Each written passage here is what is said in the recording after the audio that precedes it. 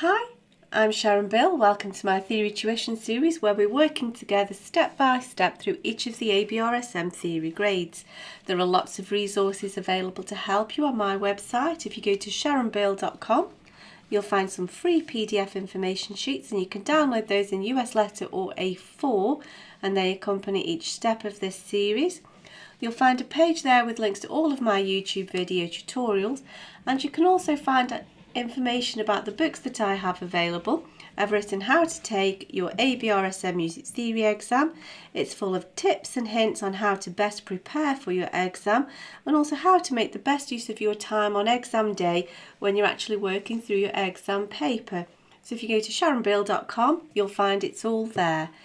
If you can give me a like, that would be really super, and please do subscribe to my channel to keep updated. I have lots more in store. And now we're going to continue with some more questions from the grade 4 sample paper Y. This is the paper that's provided for free by the ABRSM. You can download it from their website and you'll find a link to that in the description below. And it shows you the newly revised exam paper and how that's going to look like from 2018 onwards. So if you turn with me to page 6, we'll begin with question 5. And so question 5 asks us to add the correct rest or rests. That's the really important point there. At the places marked with a star to make each bar complete. Notice we're in 3/8 here, so we've got to show each quaver beat there. Now usually you have to watch out to show where the beaming would be, and you use those same principles for when you are writing rests as well. So although you beam everything together in a bar of 3/8, everything can just be joined together, you still need to show each new beat, each new quaver or eighth note. So first job is to see what we're missing. So I'm just going to rub that out now. I do scribble as I think. So we have, don't be put off by these triplet sounds. We have a triplet here. That just means 3 in the time of 2, which we know is 1 quaver, 1/8 note. So we've got 1 quaver beat there, 1 quaver beat there, or 8th note. And so we should have 3. We've got 2, so that's easy enough. There's our third missing quaver beat or 8th note. So let's look at this next bar here. So we've got 3 in the time of 2, so that's 1 quaver beat's worth. 3 in the time of 2, that's another quaver beat's worth.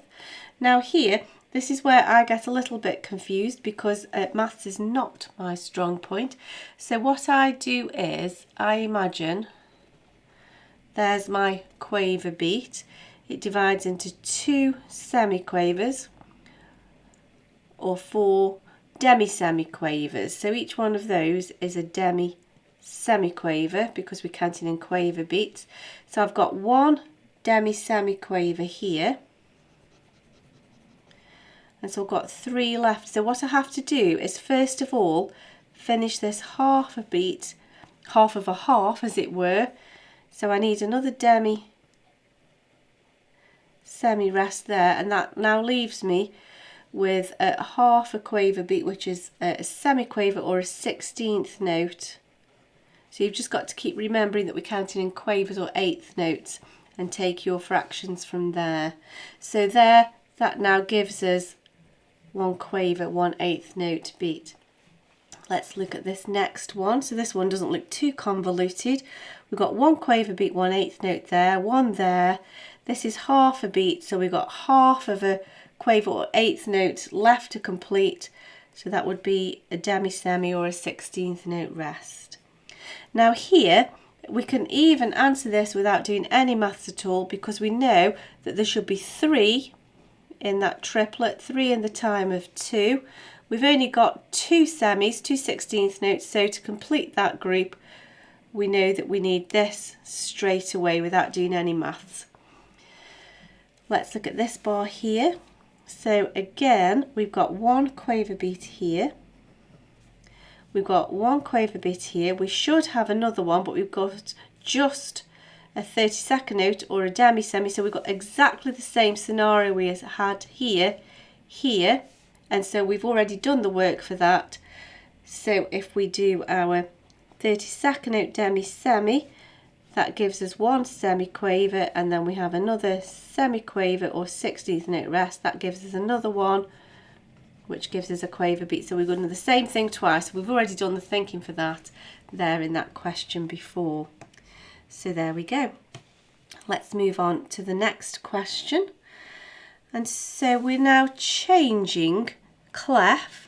And so we need to rewrite these notes, but we need to change clef, making sure that we absolutely keep that pitch.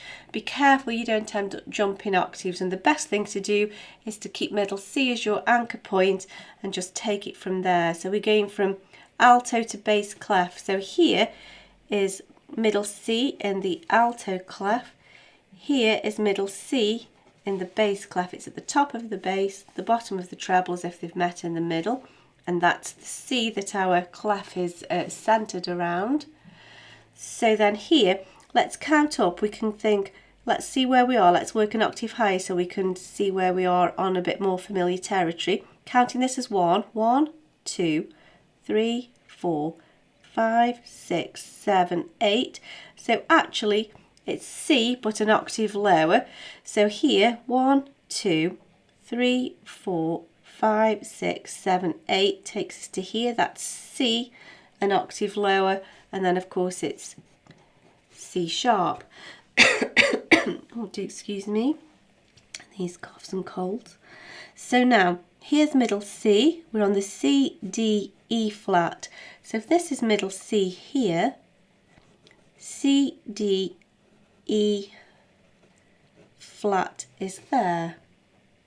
This one's super easy because if that's middle C, this is middle C here, job done, and then we just double sharp. So that's that. And then we've got the same principle here, but now we're going from treble to alto. So here is middle C, here is middle C at the bottom of the treble. So C, D, E, F, G, A, B.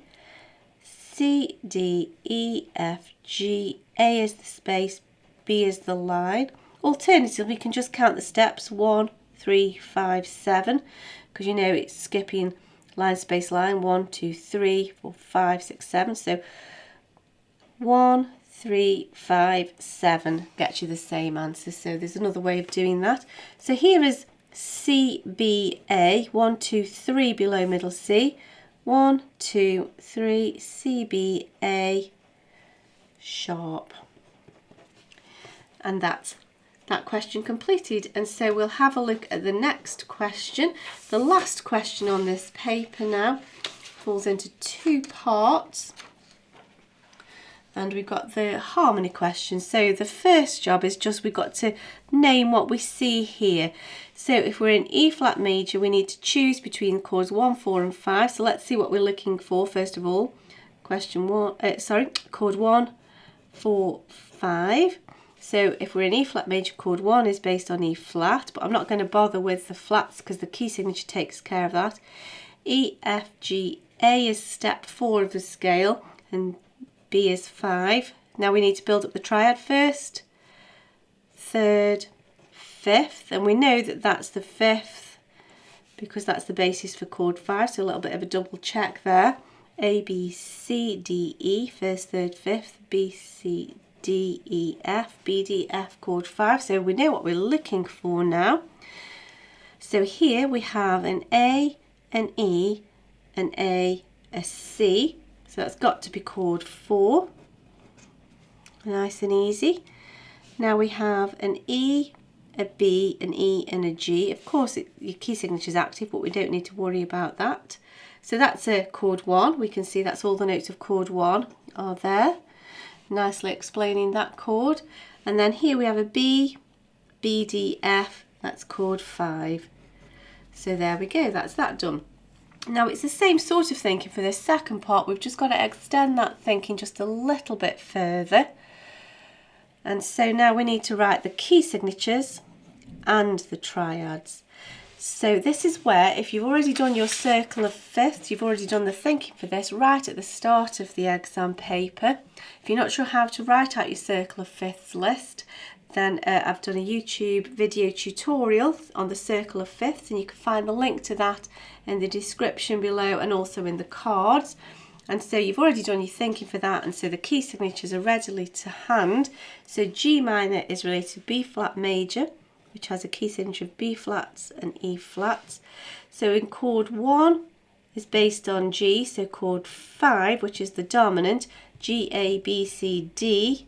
We want to write the triad D, first, third, fifth, D, F, A.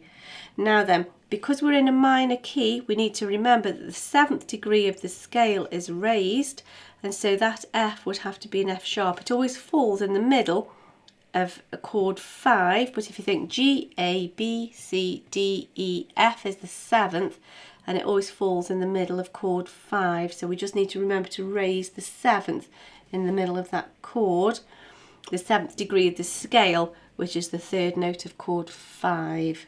Sounds a bit convoluted, that does, but it's not tricky really. So D, F, A, and F is the 7th degree of the scale, so we just raise that with a sharp. There we go. So we're in B major. So first of all, we need to write the key signature. So that's 5 sharps. F, C, G, D, A. So chord 1 is based on B. So B, C, D, E. Chord 4 is E. Let's build up the triad. First, E, F, G. Third, fifth is B. If you find that difficult to visualise, you can just use your piano keyboard sketch. Oops. First, second, third, fourth, fifth, E, G, B. And so we need to find a nice convenient E without using too many ledger lines. So all comes eat, E, G, B. And then A flat major has a key signature of B flats, E flats, A flats, D flats. So if that's a C in the alto clef, B flats, E flats, A flats, D flats, and we're writing on the tonic, so that's note 1. So A, C, E. Of course your key signature will deal with the flats here. So C, B, A, first, third, fifth, A, C, E. And that's that question completed, and that's that paper completed. I do hope that's been helpful to you. I hope it's helping you with your studies. I hope that you're enjoying it. I'm certainly enjoying working through it with you. If you can give me a like, that would be fab, and please do subscribe to my channel to keep updated. I have lots more in store. Please do visit sharonbale.com and make use of all of the resource and information that's available to help you there. Thanks for watching, and I'll see you next time. Bye.